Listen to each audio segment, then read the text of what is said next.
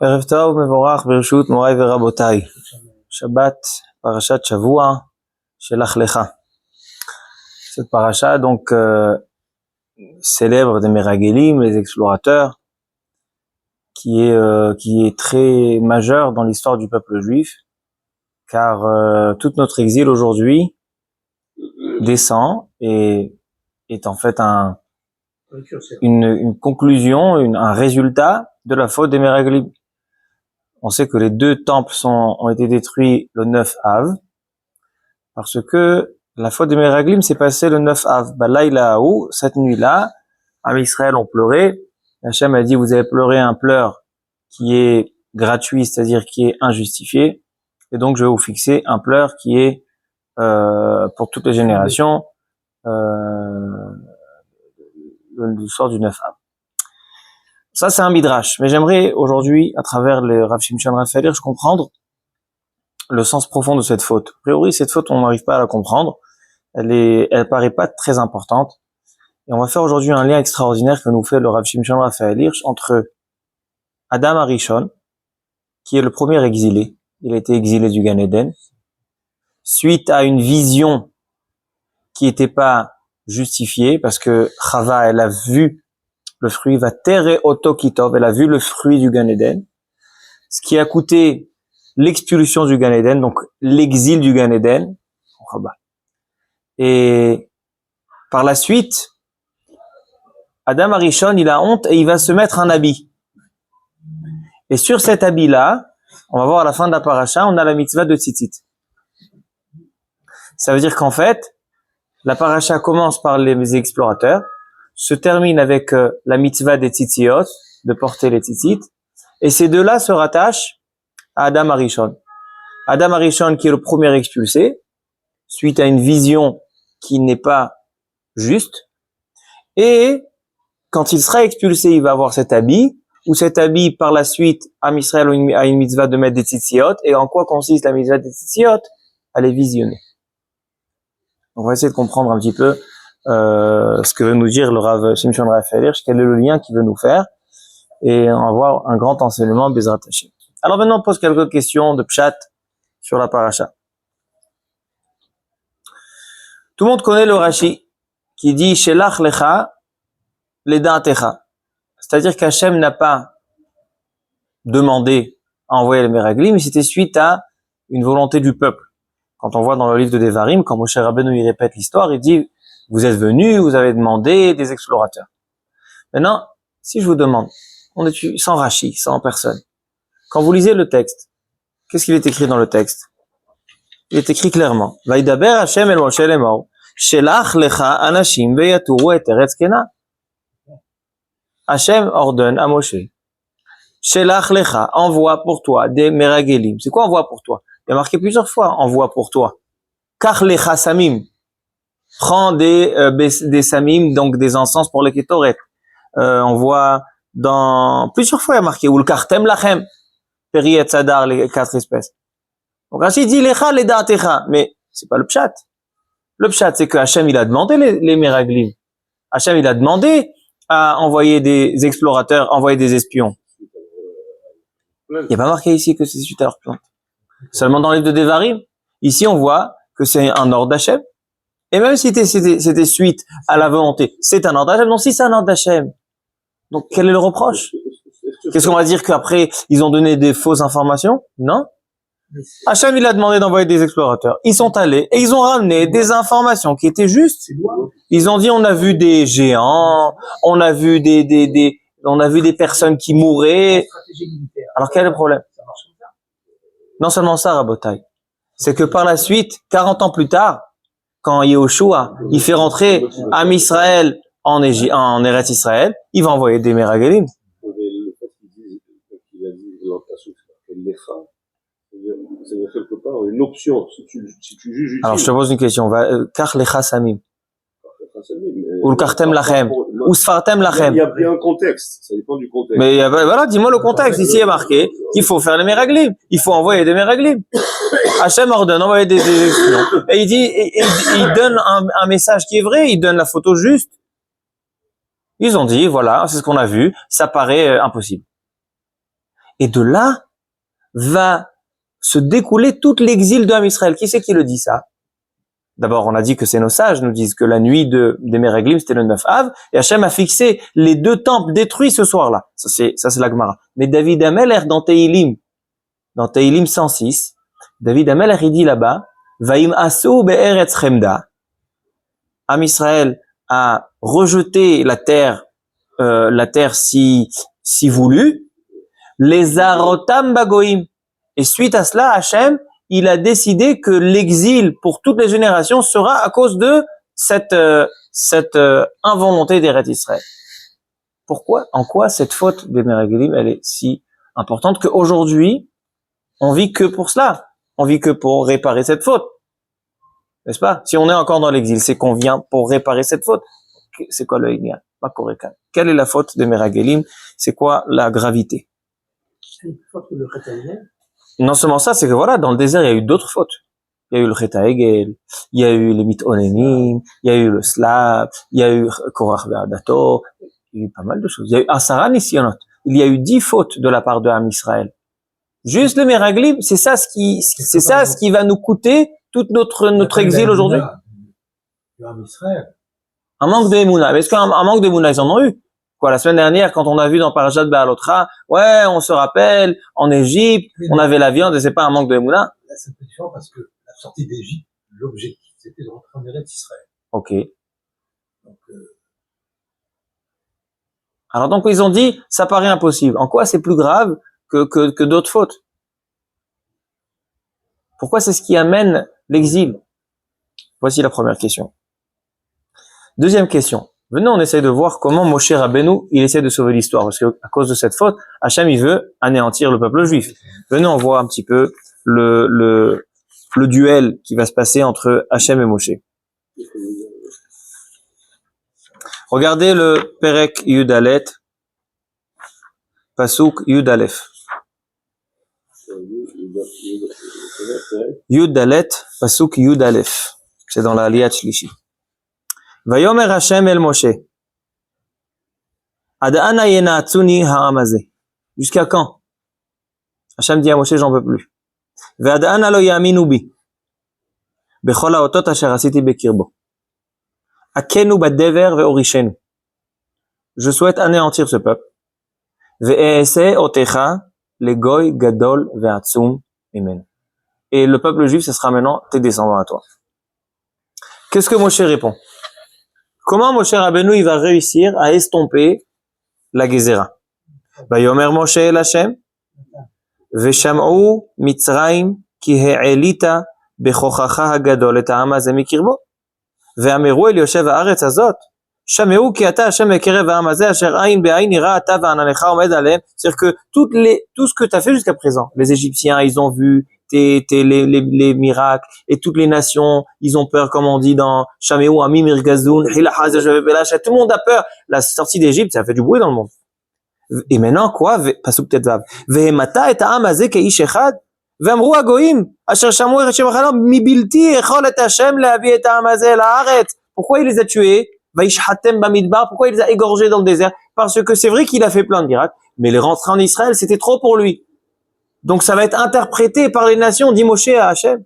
Ham Israël, ils sont pas méritants. Laisse tomber. T'as raison. Si c'est pour Ham Israël, tu peux les anéantir. Le problème, c'est que toutes les nations, ils vont dire, c'est parce que tu n'as pas de force, tu n'as pas assez de force. Ve'ata, igdalna, il y a un grand yud. Ve'ata, igdalna koach Hashem, kasher divarta lemor. Mais maintenant, si tu les laisses, ta force s'agrandira à leurs yeux. Et là, Moshe Rabbeinu, il va donner une partie des yud gimel midot Hashem, erech hapayim, berav chesed, noseh avon vafasha venake. Il donne une partie des 13 mesures de miséricorde. Et suite à cela, Hachem va lui dire, Vayomer Hashem salahti kidvarecha. C'est qu'en fait, ça va se jouer sur le duel, la discussion, le dialogue, voilà. Cherchez le mot. Le dialogue entre Hachem et Moshe, il va se faire sous 2 arguments. Premier argument, qu'est-ce que vont dire les nations? Deuxième argument, 13 mesures de miséricorde, enfin une partie de ces 13 mesures de miséricorde. Pourquoi il y a besoin de 2 arguments? Pourquoi un ne suffirait pas? Et qu'est-ce que ça veut dire? Qu'est-ce qu'ils vont dire les nations? Qu'est-ce que ça te regarde? Qu'est-ce que ça te regarde, Moshe Rabbeinu, si on tire les nations? Non seulement ça, c'est que toi, Moshe Rabbeinu, je t'ai dit que c'est toi qui seras les descendants. C'est toi qui seras maintenant à Israël. Tout cela, je les efface. Et ça maintenant, ça, au lieu qu'il y ait Avraham Avinu et ses descendants, ce sera Moshe Avinu et ses descendants. Quel problème? Où est le problème? Quand on parle d'Abraham, c'est pas les Israël, c'est les Hébreux. J'entends, mais quand on lit le Pshat, Aram, c'est le peuple. Ouais, le Pshat, il est le peuple. Rav Shimshon Raphaël Hirsch, il aime rester dans le Pshat. Ok, alors ça c'est donc la deuxième question. Le dialogue, comprendre le dialogue entre Hachem et Moshe. Quels sont ces deux arguments? La troisième et la quatrième question sont très rapides. Les sujets qui sont maintenant entre les Meraglim et le Tzitzit, ils paraissent aucun rapport avec la paracha. On a tout de suite après le dialogue, il y a une nouvelle mitzvah. C'est une mitzvah que quand on amène un korban au Beth Amikdash, il faut apporter avec du vin, nesachim, et menachot, et apporter aussi une offrande de semoule, farine et d'huile. Qu'est-ce que ça fait là? Aucune idée. Qu'est-ce que ça fait ici? Ça appartient dans le livre de Vaikra. Ensuite, deuxième thème, Afarashat Chala. Prélever la Chala. Qu'est-ce que ça fait ici, Ribona Olami? Ça aussi, c'est dans le livre de Vaikra. On a parlé là-bas de la Shemitah, on a parlé de plusieurs choses, Parashat Béa, mais le là-bas. Et enfin, Rabotai, aussi, il y a deux thèmes qui sont intéressants, c'est Avodah Zara et le Mekoshesh Etzim. C'est-à-dire que Hachem va donner à nouveau l'interdiction de Avodah Zara, on comprend pas pourquoi, de dire que si jamais Am Israël va entièrement, dans son intégralité, par erreur, vont faire Avodah Zara, donc il faut ramener tel korban et tel korban. Qu'est-ce que ça fait là? Et aussi l'histoire du Mekoshesh Etzim. C'est ce fameux juif qui a transgressé Shabbat. Donc ça va être discuté quelle est l'interdiction qu'il fait. Est-ce qu'il a arraché des feuilles ou est-ce qu'il les a regroupées? Bon, ou il les a transportées dans le public. En tout cas, on sait qu'il doit être mis à mort parce qu'il avait déjà marqué avant que celui qui est Mechalel Shabbat, Mechalele Hamot Yumat. On savait pas quelle mort. Alors donc ils ont mis en prison jusqu'à qu'Hachem a dit il faut le lapider et ainsi ils ont fait. Qu'est-ce que ces thèmes-là font dans cette paracha? Et la paracha se termine avec la paracha Tzitzit. Paracha Tzitzit, on comprend le lien avec Meraglim. Pourquoi? Parce qu'il y a marqué Velo taturu achare levavchem va'achara einechem. Dit Rashi, c'est quoi Velo taturu? N'allez pas après vos yeux et votre cœur. C'est comme les Meraglim où il est marqué Veyaturu et Eretz Kenan. C'est-à-dire que les yeux de l'homme et le cœur sont les Meraglim, sont les explorateurs de la Neshama. Ce sont nos explorateurs. Et ça, c'est comme une réparation, une rectification. Il faut comprendre pourquoi. Mais le tzitzit, et comme j'ai dit tout à l'heure, le Rav Hirsch, il va nous faire un rapport, un lien entre les Meraglim et les tzitzit avec Adam Arishon. Adam Arishon, qui était le premier exilé, suite à la faute, il va devoir mettre un habit. Sur cet habit-là, on va mettre les tzitzit. Parce que quelqu'un qui n'a pas d'habit, ou qui n'a pas d'habit à quatre coins, il n'y a pas de tzitzit. C'est-à-dire que c'est suite à cette nécessité de porter un habit, c'est-à-dire c'est suite à la faute de Adam Arishon, qui a été expulsé, premier exilé, donc c'est la mauvaise vision des Meraglim, il faut mettre les tzitzit. On va voir comment l'un rectifie l'autre. Donc voilà, ça c'est donc le thème de ce soir, Bezrat Hashem. Alors maintenant, on commence à expliquer.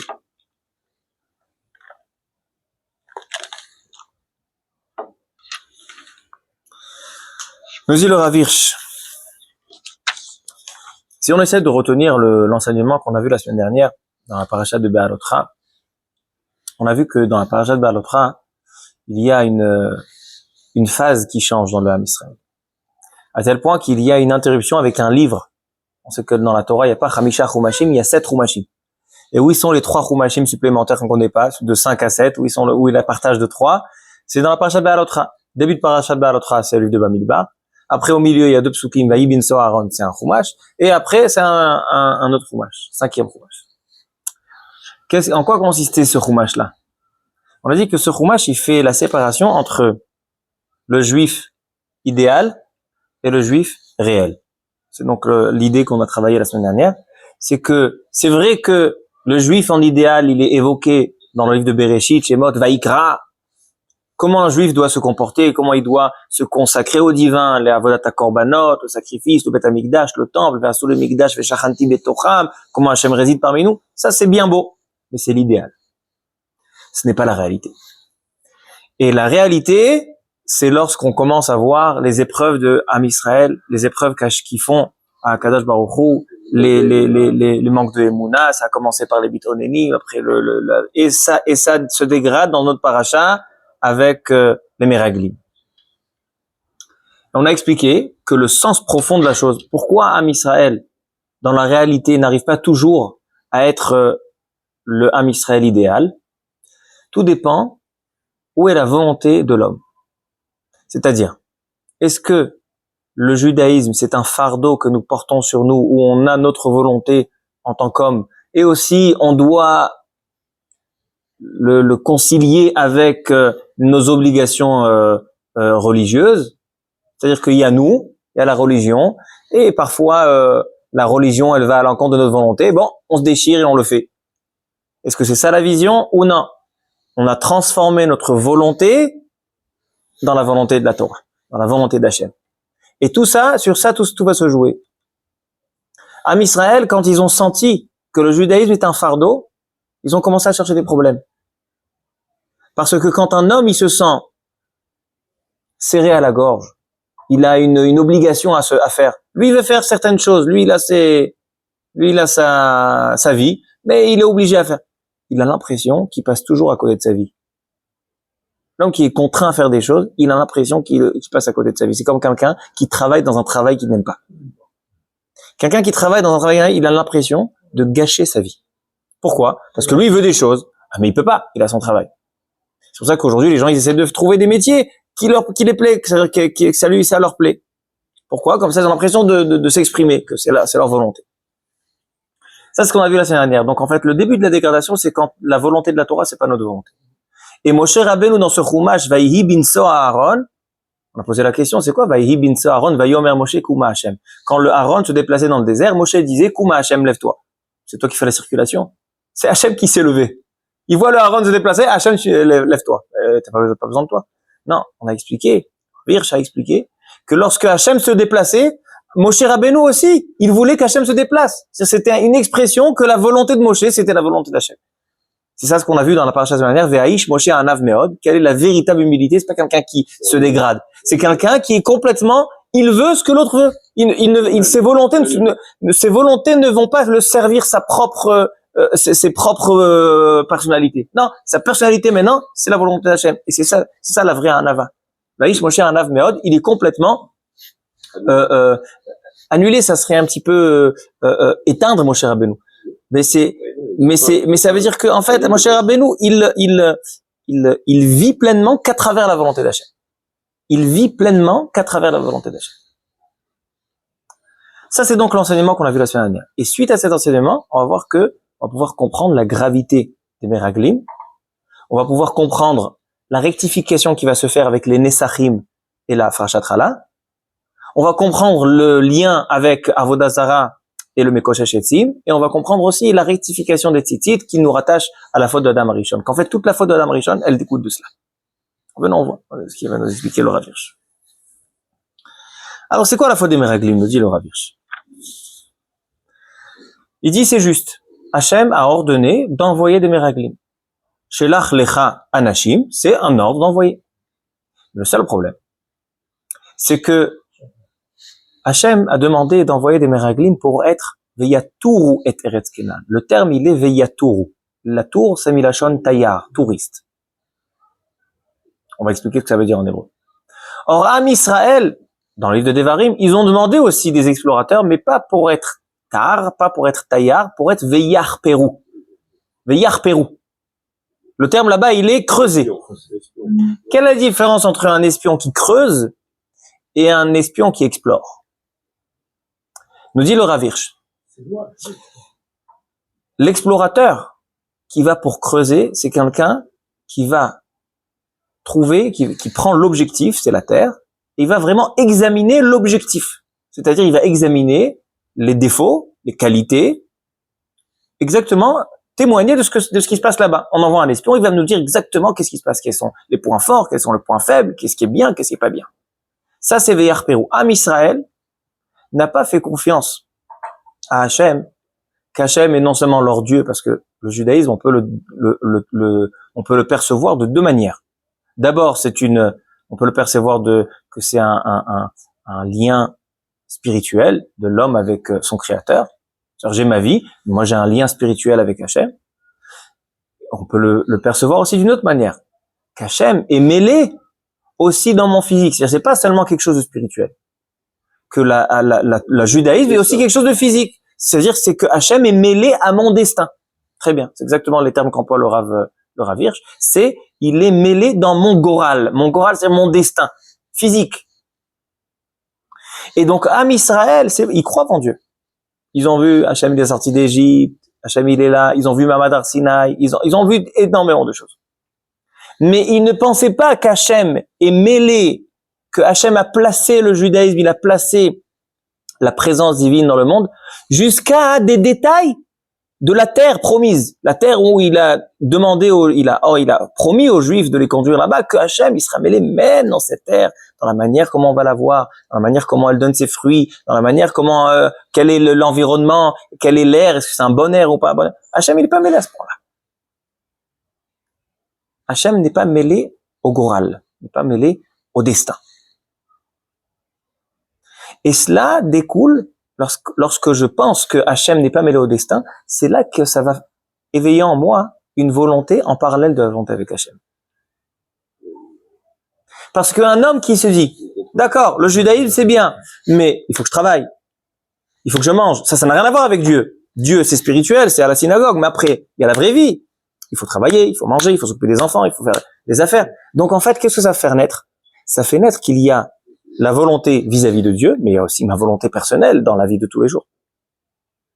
Mais lorsque je prends conscience que Hachem, il est mêlé pas seulement, il intervient aussi dans mon destin, dans ce monde, donc finalement, je peux me consacrer ma volonté à la volonté d'Hachem. C'est-à-dire que l'idée qu'on a vue dans la semaine dernière, c'est exactement l'idée qui va faire naître la faute des Meraglim. La faute des Meraglim, c'est qu'ils ont demandé à être chofer, creuser, veyarperu. Or, Hachem leur a dit, Shelach lecha anashim veyaturu. Alors, c'est quoi la différence entre veyaturu et veyarperu? Veyarperu, on a dit, c'est vraiment aller chercher, est-ce que c'est bien ou pas? C'est quand tu ne crois pas qu'Hachem est mêlé dans le destin. Alors, qu'est-ce qu'Hachem il veut? Alors, c'est quoi veyaturu? Veyaturu, c'est pas chercher l'objectif, c'est chercher le subjectif. C'est-à-dire, allez voir en Eretz Israël à quel point votre travail sera extraordinaire là-bas. Allez voir la terre, à quel point vous allez pouvoir vous développer là-bas. Allez voir les gens, à quel point ils sont forts, tellement, et pour comprendre la grandeur du nez qu'Hachem va capturer cette terre. Yarperu, il y a des explorateurs de Yarperu, c'est-à-dire qui vont creuser, c'est l'objectif, ils vont chercher l'objectif, parce qu'ils ne font pas confiance, l'objectif, ils sont objectifs. Mais il y a des personnes qui vont, en tant qu'envoyés, subjectifs, c'est-à-dire essayer de comprendre en quoi cette terre, elle va me parler, en quoi cette terre, elle va montrer la grandeur d'Hachem, en quoi cette terre, je vais pouvoir me développer là-bas. Et donc, c'est ça le décalage qu'il y a entre la volonté du peuple et la volonté d'Hachem. Et ça, il dit Hachem, si vous n'êtes pas conscient que je suis mêlé dans votre destin, que je dirige même votre destin, ça montre qu'en fait, votre volonté n'est pas ma volonté, vous avez votre volonté en parallèle, et ça, c'est quelque chose qui va vous égarer, qui va vous emmener à renier Hachem. C'est vrai que la faute des Meraglim, qu'est-ce qu'ils ont dit? Ils ont dit, mais c'est vrai qu'il y a Dieu, mais d'un autre côté, il faut être réaliste. Il faut qu'on aille capturer cette terre, il faut qu'on voit comment ça se passe. Ah, tu crois pas qu'Hachem il est mêlé à toi? Alors qu'est-ce que ça t'a amené? Ça t'a amené qu'ils sont venus à dire à Hachem, qu'est-ce que tu nous as fait? Où vous nous avez emmenés, Moshe et Aaron? C'est-à-dire que lorsque l'homme, regardez comment c'est grave, la Meraglim. C'est que lorsque l'homme n'a pas identifié sa volonté à la volonté d'Hachem parce qu'il ne croit pas qu'Hachem est mêlé à son destin, ça l'emmène, sa volonté personnelle qui est en parallèle avec celle d'Hachem, ça l'emmène à renier Hachem. C'est pas seulement qu'il a une volonté en parallèle de celle d'Hachem, c'est qu'un jour viendra où sa volonté annulera la volonté d'Hachem, il reniera Hachem. Renier, c'est en fait, c'est voir les choses de manière négative. Oui, mais voir une chose de manière négative, pourquoi c'est si grave? C'est ça la question qu'on a demandé. Pourquoi les Meraglim c'est si grave? Ils ont vu la chose de manière négative. En fait, la racine de la faute des Meraglim, c'est qu'ils ne croyaient pas qu'Hachem est mêlé au destin. Et si Hachem n'est pas mêlé à mon destin, donc j'ai une volonté en parallèle, et quelqu'un qui a une volonté en parallèle, il va venir à renier l'existence même d'Hachem. Parce qu'il ne se verra qu'à lui. C'est en particulier parce qu'il voyait tous les gens qui qui ont enterré des morts, et en fait, au lieu de voir les choses positivement, Exact, on voit ça exact, négativement. exact, exact. C'est pour ça, Rabotai, que lorsqu'ils vont arriver, les Meraglim, ils vont arriver à Hebron, ils vont voir là-bas des Anakim. Ils vont voir des géants. Donc ils viennent chez Am Israël, ils disent, mais on a vu des géants, et là il y a Kalev, Tzadik, Meragel Tzadik, qui dit au Am Israël, mais pourquoi vous avez peur des géants? Kilachmenuhem, Sartzilam me'alehem. C'est quoi Sartzilam? Ils sont dans l'ombre. Et dès que nous, on viendra avec notre lumière, ils disparaîtront. Il dit le Rav Hirsch. Il dit, lorsque toi, tu penses, tu regardes l'objectif, dans l'objectif, tu as raison. Parce que dans l'objectif, tu as raison, parce que il y a des géants, et les géants, ils vont te faire de toi qu'une bouchée. Ils vont vous écraser en arrivant en Eretz Israël. Mais il dit Kalev, il dit, mais on n'a pas été envoyé pour voir est-ce que c'est des personnes fortes ou pas, pour savoir est-ce qu'on va pouvoir les combattre ou pas. On est allé voir justement, on est allé voir à quel point plus ils sont forts et plus le nez sera grand. Pourquoi? Parce qu'ils peuvent exister seulement dans l'ombre. Quand il n'y a pas c'est-à-dire que Eretz Israël, Hachem, il a donné la possibilité aux Anakim d'être là-bas, on va expliquer pourquoi. Seulement dans l'ombre, c'est-à-dire quand ils sont pas dans en premier, ils sont pas dans l'objectif. Mais dès que Am Israël viendront avec leur lumière, ils les éteindront parce qu'on va pas rechercher la chose dans son objectif, mais dans son contenu, qu'est-ce qu'elle apporte au Am Israël. Et il dit le Rav Hirsch, pourquoi il y avait des Anakim en Eretz Israël? Pourquoi il y avait des géants? Parce qu'il y a une opinion qui dit que Eretz Israël, c'est la seule terre où il n'y a pas eu le Maboul. C'est la seule terre qui n'a pas subi le déluge parce que c'est la seule terre qui n'a pas été endommagée. Et il dit, la terre d'Israël qui n'a pas été endommagée, elle fait référence au Gan Eden, qu'on reviendra à la fin du shiur. Elle va au Gan Eden qui, lui, n'est pas endommagé. On expulse Am Israël, expulsé d'Eretz Israël, et en parallèle avec Adam Arishon expulsé du Gan Eden. Le Gan Eden, c'est un endroit qui a énormément de potentiel, les Ovda ou les Shomra, mais lorsque l'homme a fauté, il a dû être rejeté pour pouvoir revenir un jour. Eretz Israël, c'est aussi comme ça. C'est un endroit qui a énormément de potentiel, c'est pour ça qu'il y a des géants. Parce qu'il y a un potentiel, ou bien qui sera exploité physiquement, qu'il y a des grands géants là-bas, ou bien ça sera exploité par Am Israël, et ils seront géants dans la spiritualité. C'est ça ou ça. Il dit Kalev, allons aller, on peut y aller. Parce que cette terre, c'est une terre qui a un potentiel énorme. Et regardez ces géants-là. Ça montre que Eretz Israël, elle a un potentiel. C'est une terre qui est encore originaire de la création du monde. Elle n'a pas subi le déluge. Elle n'a pas été amoindrie. C'est la seule terre qui reste dans son origine comme le Gan Eden. Et donc on peut y aller. Parce que lui, il va voir le subjectif, pas l'objectif. Il va voir le contenu et non pas la réalité qui est visible. Ok. Ça, c'est donc pour comprendre la faute des Meraglim qui découle de cette idée-là. Est-ce que on croit en la présence d'Hachem dans notre destin ou pas? Et ça va faire naître. Est-ce que notre volonté est la volonté d'Hachem? Maintenant, quel est le dialogue entre Hachem et Moshe? Hachem, il dit exactement la même idée. Ad ana yena atsuni banai. C'est quoi yena atsuni banai? Les naetz, dit le Rav Hirsch, ça vient du shoresh nachutz, nechitzut. Quand un homme, il saute sur des étapes, c'est-à-dire qu'il avance vite parce que les choses ne sont pas importantes, donc il passe à la prochaine chose, c'est les naetz. Les naetz, c'est Hachem, il dit Hachem, ad ana yena atsuni banai, c'est-à-dire jusqu'à quand ils vont pas me compter dans leur vie réelle. Ils sautent les étapes, ils sautent Hachem. Eux, quand on leur dit, on parle d'Eretz Israël, ils vont calculer seulement, comment on va faire pour capturer Israël. Et où il est Hachem dans cette histoire-là? Où elle est la Hashgacha pratique dans cette chose-là? Ils ont sauté. Ils ont sauté. Ils ont été médaleg sur la présence divine. C'est exactement cela. Ce qu'Hachem, il relève, il dit, Israël, regardez dans cette vote de Meraglim, au lieu d'aller chercher le potentiel pour se rapprocher de moi en Eretz Israël, c'est pour ça que je les ai envoyés, Veyatourou, pour aller voir subjectivement la chose. Eux, ils m'ont oublié, ils m'ont laissé de côté, ils sont allés voir Veyar Pérou, ils sont allés trop faire, creuser, voir exactement les défauts de la terre ou les bonnes choses de la terre. Et donc, en fait, ils m'ont rejeté de leur plan. Je suis plus dans leur plan. Ad anena tsuni banai. Donc, il dit Hachem, Achalem, je veux les anéantir. Qu'est-ce qu'il lui dit Moshe? Moshe lui dit deux arguments. Il dit, Hachem, t'as raison. T'as raison. Mais pourquoi t'as choisi le Ham Israël? Tu as choisi le Ham Israël parce que Ham Israël est censé être le peuple éducateur, le peuple exemplaire pour toutes les nations, pour montrer que Dieu est présent dans le monde, n'est-ce pas? Avraham Avinu et ses descendants, c'est celui qui a annoncé la présence divine dans le monde, et il a envie de montrer aux gens, il a envie de faire dévoiler la présence divine sur ce monde. C'est la mission du Ham Israël. Et le jour où toutes les nations verront présence divine, toutes les nations verront, et ce sera donc la fin des temps. C'est ça la mission de Ham Israël. Voir une présence divine. Donc il dit, Moshe Rabbeinu, c'est vrai que tu peux me choisir à moi et de faire à nouveau. Mais regarde, maintenant, il y a un problème. C'est que maintenant, les Égyptiens, tu leur as fait une éducation. Tu leur as montré que tu es là. Les Égyptiens, ils ont subi une présence divine. Les gens, ils ont peur. Les nations ont peur. Si maintenant, tu prends ce peuple qui a été dédié à annoncer la présence divine et tu l'anéantis. Donc maintenant, on est en train de reculer dans ton plan. On endommage ton plan, Hachem.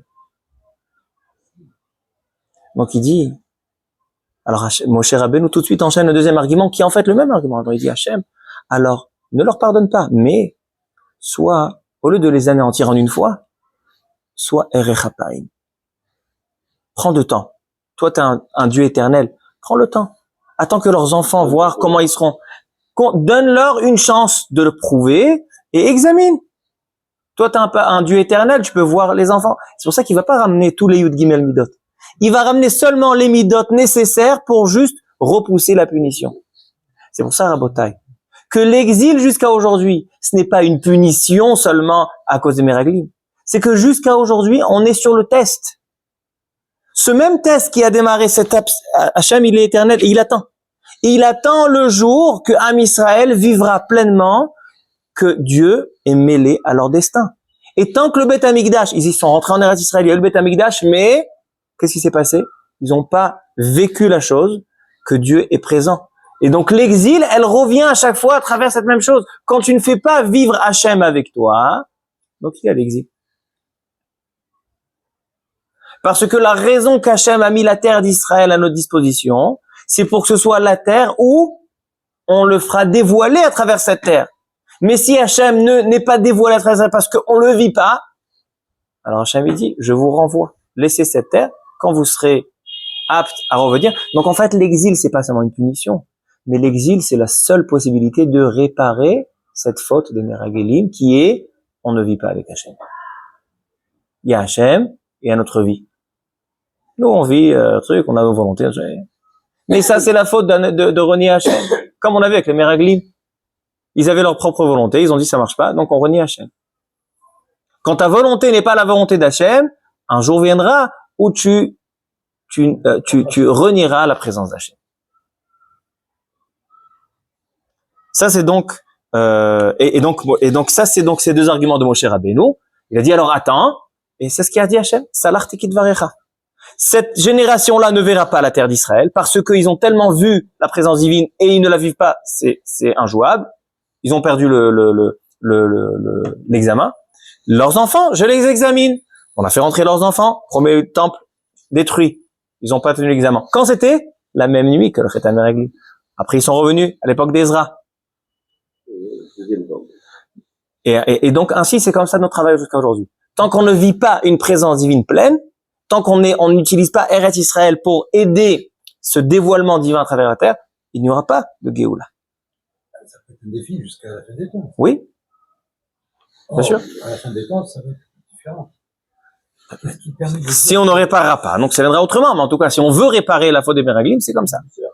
Si on veut, c'est seulement, toute l'histoire se joue là. Est-ce qu'on vit une présence d'Hachem ou pas? Est-ce qu'on dévoile, est-ce que Hachem se dévoile à travers nos actes et on utilise cette terre d'Israël pour dévoiler? Parce qu'il y a des mitzvot atlouyat ba'aretz. Même les choses qui poussent dans la terre, même la terre même, elle est censée évoquer une présence divine. Bien. Maintenant qu'on a compris cela, on comprend l'idée de Nesachim et Menachot. Le vin et aussi Afrashat Chala. Pourquoi Hachem a demandé, suite à la faute des Meraglim, Hachem va dire, j'ai deux mitzvot qui vont vous aider à réparer la faute des Meraglim. C'est-à-dire à prendre conscience qu'Hachem est mêlé dans votre destin physique. C'est pas seulement spirituel, c'est pas seulement dans l'esprit, c'est que le judaïsme, c'est aussi dans la vraie vie. Nesachim, c'est quoi Nesachim? Quand on prend un korban Ola ou un korban Shlamim, on amène un korban au Beth Amikdash. C'est quoi le korban Ola? Tout pour Hachem. C'est-à-dire que je m'identifie par le korban, que je me mitmaser, je m'investis, je donne ma vie pour Hachem. C'est quoi korban Shlamim? Lorsque tout va bien, je suis content, j'offre cette joie, cet épanouissement à Hachem. Ça, c'est Ola et Shlamim. Ça peut être seulement dans l'esprit. Quand je dis, je m'investis pour Hachem, c'est quand je donne toute mon âme, tout mon esprit à Hachem. Et c'est quoi les Shlamim? Je donne ma joie. C'est spirituel. Hachem, il a dit, dans les korbanot, il ne suffit pas seulement d'investir le spirituel. J'ai envie que tu amènes ton vin. Le vin, c'est le summum de la joie physique. L'homme, il a tout à la maison, il a fait un repas, il a la viande, le pain, il a le vin. Il faut à présent, dit Akadosh Baruch Hu, pour réparer la faute des Meraglim, vous devez apporter à chaque korban le vin. C'est-à-dire que vous devez apporter votre physique, votre destin physique aussi pour montrer et pour prouver à Hachem, mon travail envers toi, il n'est pas seulement spirituel, il est aussi, j'apporte tout mon physique à toi. On verse le vin sur le misber. Le vin, il devient kadosh, comme on dit. Haser neser shechar, l'Hachem. Kodesh. C'est kodesh, le vin. On rend le vin kodesh parce qu'on a rendu notre destin et on prouve que on croit en Hachem, pas seulement en tant qu'obligation morale, mais aussi, c'est toute notre vie physique, elle est comme ça. Ça, c'est les nesachim. Et c'est quoi Afrashat Chala? Afrashat Chala, quelle est la différence entre Afrashat Chala et tous les prélèvements de la terre, comme Terumot, Masrot? Tous les Terumot ou Masrot, on peut les faire même dans le champ. Et dans le champ, t'as fini, tu fais Terumot. Mais Afrashat Chala, c'est seulement lorsque j'ai amené la récolte à la maison. Et j'ai préparé dans la maison. Et j'ai un repas. Et j'ai les enfants à la maison. Et je leur donne du pain. Afrashat Chala. Rappelle-toi que ce physique-là, il appartient à Hachem. Ça montre la hashgacha pratique dans chaque maison juive.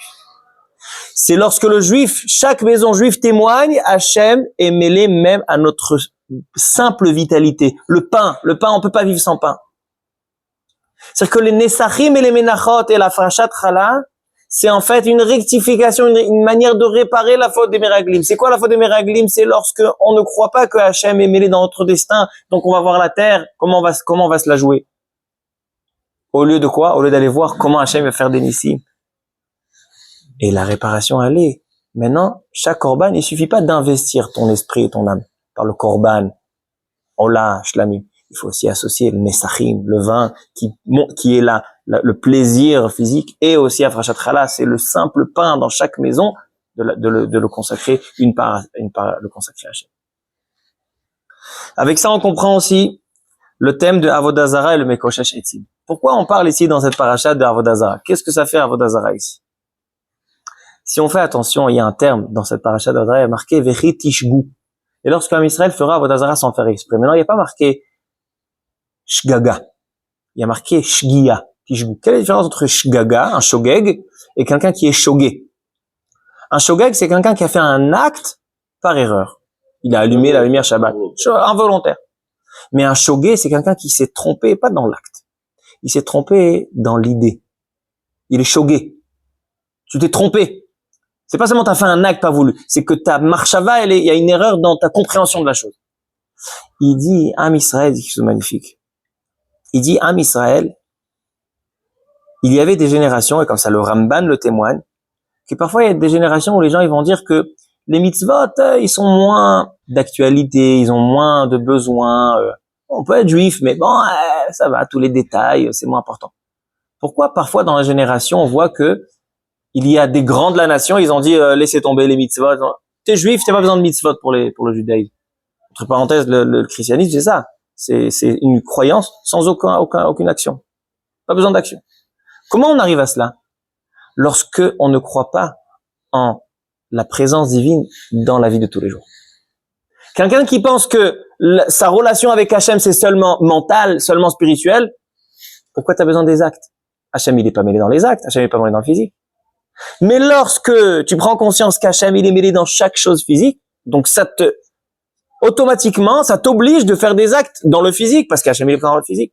Donc il dit, c'est quoi, vechitishgu, lorsque vous allez avoir une erreur de compréhension, lorsque vous allez perdre, il dit Hachem, lorsque la faute des Meraglim se reproduira, si jamais vous n'avez pas tenu Nesachim et Menachot, alors ça c'est un shogeg qui est, c'est pire qu'un, ouais, c'est complètement renié. C'est pour ça qu'on parle de Avodah Zarah. On parle pas d'Avodah Zarah en tant que achat mikol mitzvot. La Avodah Zarah, c'est lorsqu'un homme, Avodah Zarah, c'est toutes les interdictions. Quand un homme il fait Avodah Zarah, il a renié toute la Torah, n'est-ce pas? Et comment on arrive parfois à faire Avodah Zarah? Parce que c'est étonnant. Dans la paracha, on voit que lorsque le Beddin dit aux gens de faire Avodah Zarah et tout le monde a fait Beshogeg, comment on peut arriver à une génération où le Beddin dira à faire Avodah Zarah Beshogeg? C'est insensé.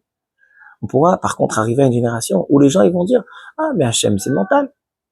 Mais dans les actes, lorsque tu as déconnecté Hachem de tes actes, tu as déconnecté Hachem tout simple. Tout court. De ta croyance. Hachem, il est plus là. Parce que lorsque tu l'as déconnecté de tes actes, alors tu es en train de montrer qu'il y a ta volonté dans tes actes et il y a la volonté d'Hachem. Et quand il y a ta volonté en parallèle de celle d'Hachem, t'as pas saisi le message de Moshe Rabbeinu ou dans Vaïbin Tzoharan, ta volonté elle va à l'encontre. Et il viendra un jour où tu viendras dire, bon, si ma volonté à l'encontre, il n'existe plus. Ça c'est Avodah Zarah. Et c'est ça aussi, Rabotai, le Mekoshash Etzim, toujours le Shabbat, il en parlait avec Avodah Zarah. Avodah Zarah, c'est toujours en parallèle avec Shabbat. Parce que Avodah Zarah, c'est l'acte qui est se détacher d'Hachem. Et Shabbat, c'est l'acte qui permet de rattacher à Hachem. Ça, c'est le manque de Emouna. Et le Shabbat, c'est le renforcement dans la Emouna. Et le Mekoshash Etzim, c'est une histoire qui vient après la faute des Meraglim. Moam Israël, ils sont dans le Midbar. Et voilà, il y a quelqu'un qui ne manifeste pas la présence divine du Shabbat. C'est quoi la présence divine du Shabbat? Shabbat, on a deux choses. On est Mekadesh et à Shabbat, on sanctifie ce jour-là, on fait le Kiddush, on dit, on éloge le jour du Shabbat, et aussi, on est Shovet mi Melacha, on fait pas de Melacha. Pourquoi on fait pas de Melacha Shabbat? Parce que le Shabbat évoque deux idées. D'abord que Hachem a créé ce monde, et Hachem il a créé le monde, et donc ça c'est les Kadesh et à Shabbat.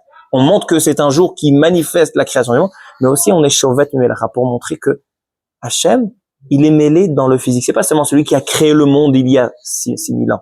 C'est celui qui est mêlé à tout instant. C'est pas seulement le boré, c'est le manhig. Et donc, dans cela, je dis, j'arrête toutes mes actions. Parce que les actions sont dirigées par Hachem.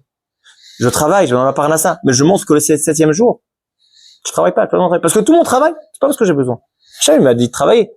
Mais si vraiment je travaillais par ma propre volonté, j'aurais travaillé même le Shabbat, parce que je vais travailler le Shabbat. Mais lorsque j'arrête toutes mes actions pendant le Shabbat, tous les travaux, j'arrête Shabbat, ça montre qu'en fait, tous mes actions, ils sont seulement pour Hachem. Je ne suis pas responsable de mon destin. C'est Hachem qui a mon destin. Je fais ma ishtadlut, ça, mais le destin, il vient d'Hachem. Et donc, ça en fait Avodah Zarah. Donc, la Avodah Zarah et Shabbat de cette paracha, il vient évoquer le thème de Chet HaMeraglim, de Nesachim et de Menachot. Est-ce que Hachem, il est aussi dans ton destin ou pas? Est-ce que tu vis Hachem dans ton destin ou pas? Et on termine la paracha par le tzitzit. Écoutez ça.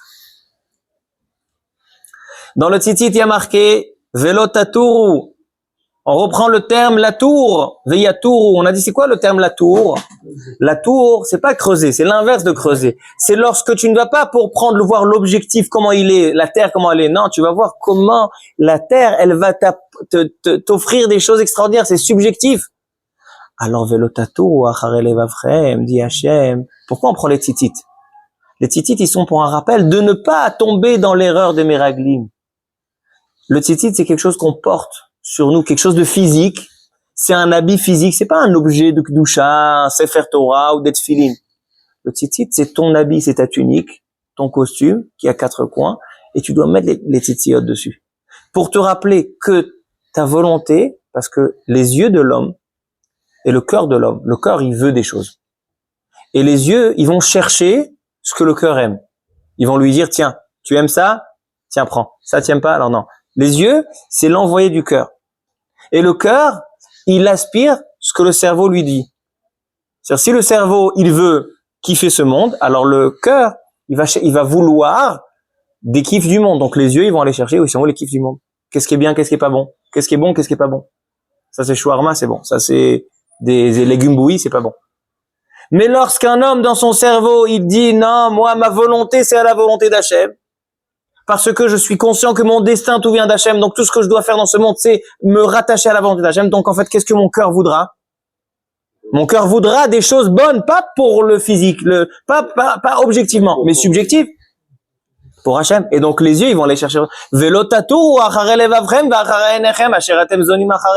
que lorsqu'on va, on utilise cet explorateur pour notre propre volonté. Vous vous égarez d'Hachem. Lorsqu'un homme, il exerce sa propre volonté en parallèle avec Hachem, il est zoné à Hachem. C'est-à-dire qu'il se retire, il se rend étranger à Hachem.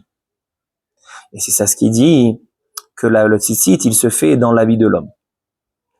D'où il vient l'habit? Ou quand l'habit a été inventé chez Adam Arishon. Avant la faute d'Adam Arishon, il n'y avait pas d'habit, donc il n'y avait pas de tzitzit. Mais lorsque Adam Arishon il a fauté, il dit la faute de Adam Arishon, c'est exactement la faute de Meraglim. Pourquoi? Parce que la faute de Meraglim, c'est quoi?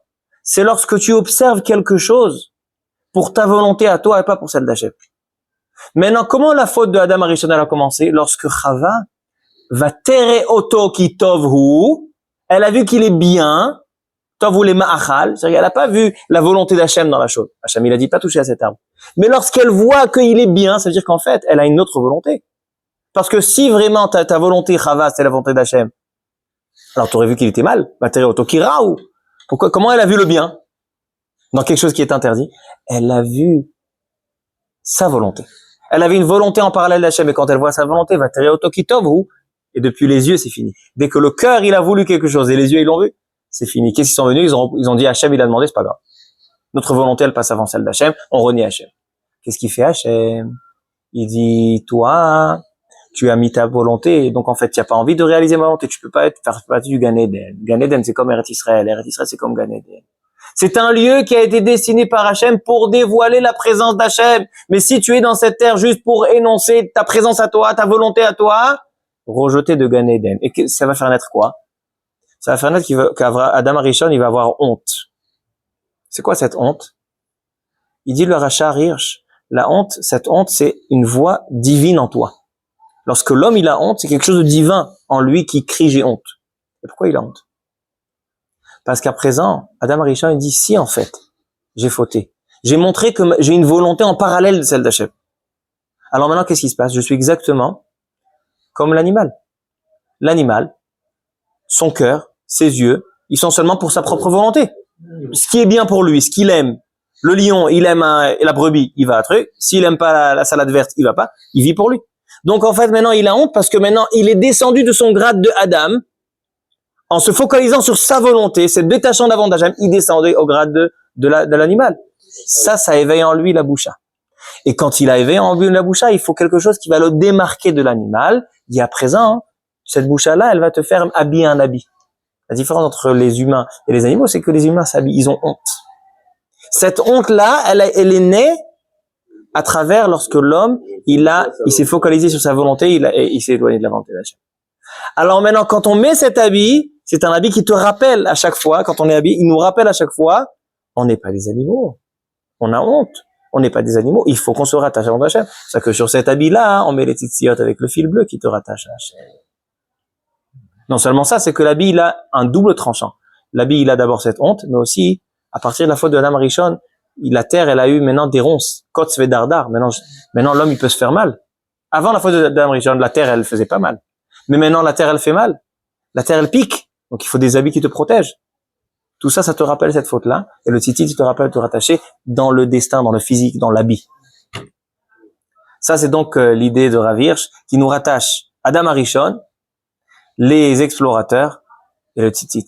Pour comprendre qu'il s'agit ici d'une faute qui se trouve à la racine de la création, que l'homme a des illusions à travers ses yeux et son cœur, qui pense que il vit pour lui-même, il a une vie en parallèle d'Hachem, lui il vit la vraie vie, il y a aussi Hachem, donc c'est une volonté, et la volonté contredit la volonté. Et notre travail, elle est de retrouver, de rattacher notre volonté à celle d'Hachem. Comment?